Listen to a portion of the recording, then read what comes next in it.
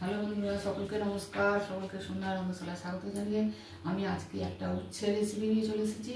তো উচ্ছে বন্ধুরা আপনারা অনেক রকমভাবেই ভাজা খেয়েছেন।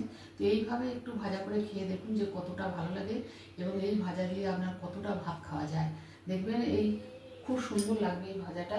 তার জন্য এখানে আমি দুটো উচ্ছে নিয়েছি এবং উচ্ছে দুটো আমি ভালো করে ধুয়ে নিয়েছি। ধুয়ে নেওয়ার পর আমি এইটা এরভাবে কেটে এর ভেতর থেকে দানাগুলো সব বার করে দিয়েছি, এই যে দুটোরই। এইবার আমি এর ভেতর করবো কি, এখানে দু রকম ডাল নিয়েছি। একটা হচ্ছে ছোলার ডাল আর একটা হচ্ছে মসুর ডাল। তো ছোলার ডাল আর মসুর ডালটা আমি আদা আর কাঁচা লঙ্কা দিয়ে আমি বেটে নিয়েছি। এইবার এর মধ্যে দেবো ঝাল লঙ্কার গুঁড়ো,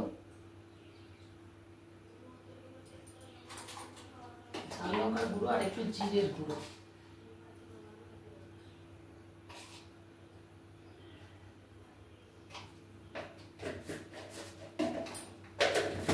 আর কোনো মশলা আমি দেব না। এইবার এতে লবণ দেব,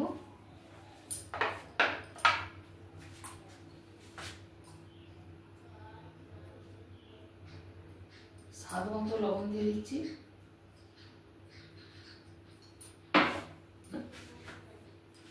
এবার এই মশলাটা মিশিয়ে দিলাম। বেশি কিছু মশলা এতে দেবো না, এরকম হালকাই মশলা দেবো।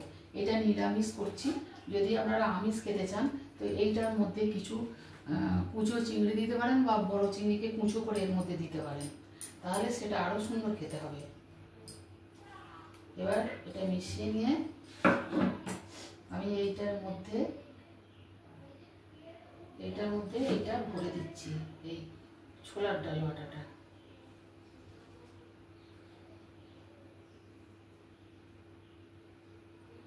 আর হ্যালো, এর মধ্যে এর ভেতরে আমি 1 চামচের মতো পোস্ত দিয়ে দিয়েছি। পোস্তটা আমি আলাদা বেটে আর শুকনো এতে গুঁড়ো করে নিয়ে তারপর এই ডালটা ওর মধ্যে দিয়ে বেটে নিয়েছি। সর্ষে যদি আগে না গুঁড়ো করে নেওয়া হয় তাহলে সর্ষেটা সহজে বাটা যাবে না, গোটা গোটা থেকে যাবে। সেই জন্য প্রথমে আমি ওই গ্রাইন্ডারের কাপেতে এতে করে প্রথমে উচ্ছেটা শুকনো গুঁড়ো করে নিয়েছি, তারপর এটা দিয়েছি। আমি পুরোটা দেখাতে পারছি না, অনেক ভিডিওটা বড় হবে বলে আমি সেই জন্য ছোট করে দেখাচ্ছি। ভেতরে এই ডালের সাথে পোস্তটা থাকলে স্বাদটা খুব সুন্দর হবে। আর কাঁচা লঙ্কা আছে।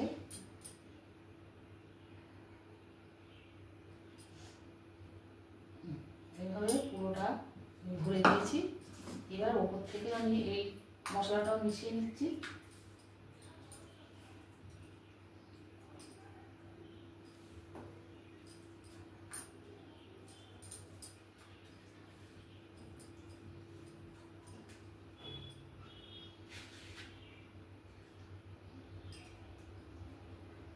বা এটাকে বেসন কর্নফ্লাওয়ারের ব্যাটার বানিয়েও এটা ভাজতে পারেন, আর এইভাবেও ভাজতে পারেন। এতে কি হবে, এরকম ভাজলে এর যে উচ্ছের যে তেতোটা বেশি অনুভব হবে না, কম হবে। কারণ ভেতরে ডাল মশলা রয়েছে, ওপরে থাকছে, তাহলে দু রকমের মাঝখানে যে উচ্ছেটা থাকছে, তো সেটা খেতে খুব একটা তেতো লাগবে না, কম তেতো লাগবে।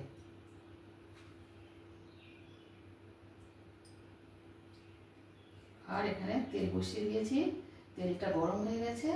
এবার তেলের মধ্যে এটা ছেড়ে দিচ্ছি। হালকা মাছে উচ্ছেটা নাহলে সেদ্ধ হবে না। আর নাহলে আপনারা এক কাজ করুন, উচ্ছেটাকে ভাপিয়ে নেবেন। আমি এখনো এটা ভাপাইনি, কিন্তু কম আঁচের মধ্যে এটাকে ভাজতে হবে, একদম কম আঁচে, ধীরে ধীরে একদম সিমে আছে। এই দেখুন আঁচ একদম সিমে আছে।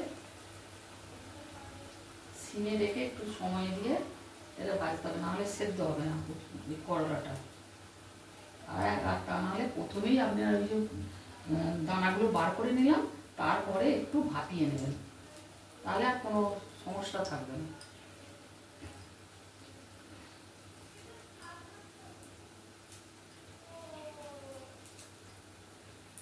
ভালো করে আমি ডাল বাটাটা দিয়ে এটাকে ঢেকে দিচ্ছি। সুন্দর করে ঢেকে দিচ্ছি। ডুবো তেলেতে ভাজলে ভালো হয়। আমি এরকম আদা আদি করে দিয়েছি।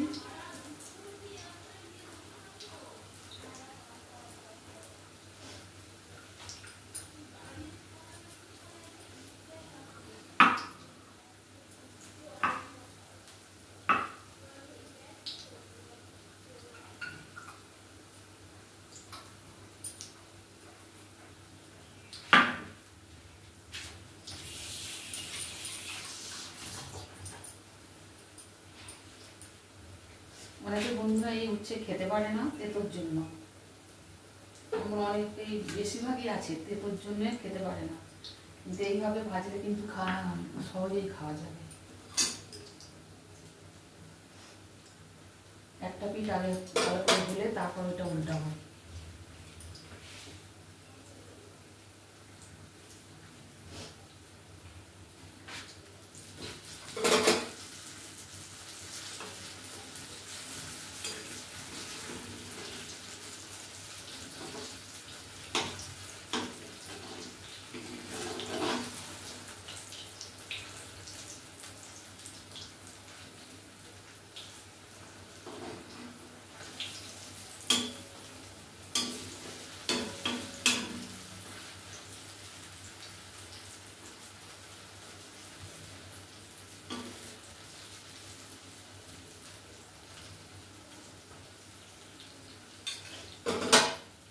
খুব জোর আঁচে গরগরে একদম আঁচ জ্বলবে, আর ভাজলে তাড়াতাড়ি উপরটা লাল হয়ে যাবে, ভেতরটা উচ্ছেটা শক্ত থেকে যাবে।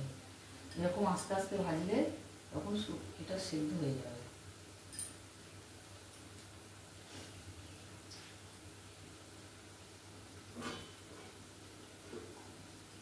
আমি একটু ঢাকা দেবো, আস্তে আস্তে ভালো করে ভাজা হলে তারপর আবার দেখাচ্ছি। ভাজাগুলো হয়ে গেছে বন্ধুরা।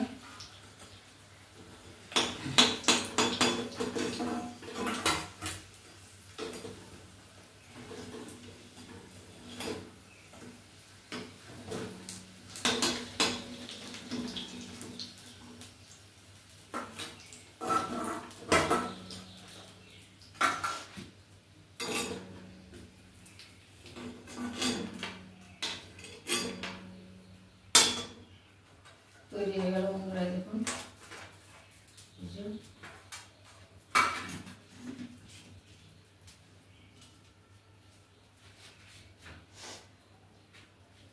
কেমন লাগছে বন্ধুরা, ঠিক যেন পকোড়ার মতো লাগছে দেখুন। তাহলে এটার একটা নাম উচ্ছের পকোড়া দেওয়া যেতে পারে, আশা করি এটা আপনাদের পছন্দ হবে। তো এই যে উচ্ছেটাই যেখানে দেখা যাচ্ছে, তাহলে আমি এর নাম দিলাম উচ্ছের পকোড়া। কেমন লাগলো বন্ধুরা, এইভাবে করে খেয়ে দেখবেন। অবশ্যই লাইক শেয়ার কমেন্ট করতে ভুলবেন না ভালো লাগলে।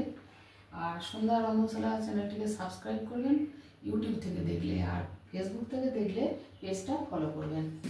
তো আজকের মতো রাখছি, দেখা হবে আবার পরের কোনো ভিডিও নিয়ে। আপনারা ভালো থাকবেন, সুস্থ থাকবেন।